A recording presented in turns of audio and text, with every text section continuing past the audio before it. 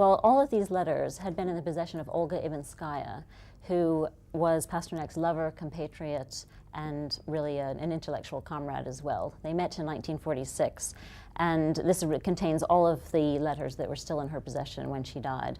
She died in 1995, and it's one of the largest, and certainly the most important, collection of Pasternak letters that have come on the market ever.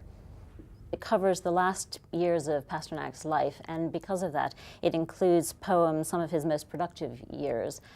Poems, it shows a number of corrections, it has autograph fair copies, it contains some unpublished variants of poems, and it contains many of the letters that he wrote to Olga, just love letters, some of which have been published, but many of which have not been published in their entirety. In the dark turret of a poem, I'll lock your looks away. The lampshade's fiery skin transforms the room, makes free. And those lines were quoted about Olga numerous occasions as Pasternak's own description of her, and are quite touching in that way.